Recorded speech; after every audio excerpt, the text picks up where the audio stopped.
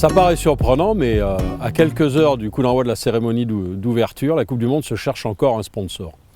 Non pas qu'elle ne l'ait pas trouvé, mais en fait le contrat n'a pas été signé. Pour la bonne et simple raison que le PDG de cette société n'en croit pas ses yeux. C'est un ancien joueur de rugby et il ne peut pas imaginer qu'une Coupe du Monde de rugby va avoir lieu en Nouvelle-Zélande et en Australie.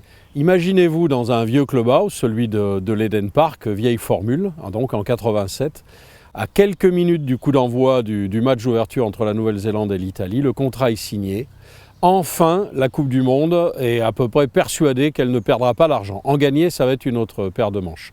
Pour la petite anecdote, ce sponsor, KDD, est une grande entreprise japonaise, ce qui a toute sa saveur puisque la Coupe du Monde 2019, vous le savez, se dispute au Japon. Donc merci l'Empire du Soleil Levant sans lequel la première Coupe du Monde n'aurait pas eu lieu. En match de classement, la France et l'Écosse s'affrontent à Christchurch. Un match en jeu puisque le perdant affrontera les All Blacks en quart de finale et ça, personne n'en a envie. L'Écosse, à 10 minutes de la fin, mène de 2 points, mais la France hérite d'une pénalité à 40 mètres des poteaux écossais. La pénalité vaut 3 points et tout le monde imagine que Serge Blanco, qui est le buteur tricolore, va tenter cette pénalité relativement bien placée.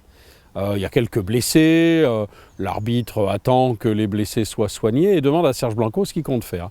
Serge Blanco ne dit rien, il propose à l'arbitre de regarder ce qu'il va faire, il lui dit « Je peux jouer ?» « Oui, vous pouvez jouer, Serge. » Serge Blanco joue la pénalité à la main au lieu de la taper. Alors imaginez que sur 40 mètres, il va slalomer au milieu des Écossais qui ont le dos tourné à l'action puisque tout le monde est persuadé qu'il va taper ce but. Et Serge Blanco part, balle en main, tel un fantôme, traverse la moitié du terrain et va marquer au nez à la barbe des Écossais médusés. Cet essai aura son importance puisque la France passera en tête. Le match nul à la fin 20-20 permet néanmoins à la France de se qualifier au bénéfice des essais. Vous voyez bien que ce coup de génie de Serge Blanco aura permis à la France d'avancer dans la phase finale sans rencontrer les favoris, les All Blacks.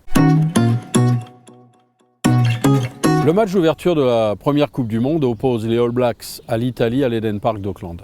Le match est bien avancé, la Nouvelle-Zélande mène largement. C'est le moment que choisit John Kirwan, cet ailier magnifique, a déjà un gabarit hors norme, 1m90, 90 kg, pour prendre le ballon dans ses 22 mètres, traverser le terrain et slalomer au milieu de 10 joueurs, on les a comptés, 10 Italiens complètement tétanisés.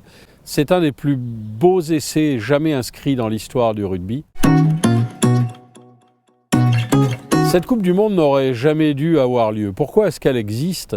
Elle existe parce que de nombreuses velléités poussent des entrepreneurs à créer un circuit professionnel. On pense en particulier au journaliste David Lord, journaliste australien, qui a déjà fait signer une centaine de contrats. Donc l'International Board prend peur et Albert Ferras et Marcel Martin décide de proposer la création d'une compétition internationale. Donc elle est sur invitation, manque l'URSS, l'Afrique du Sud et les Samoa.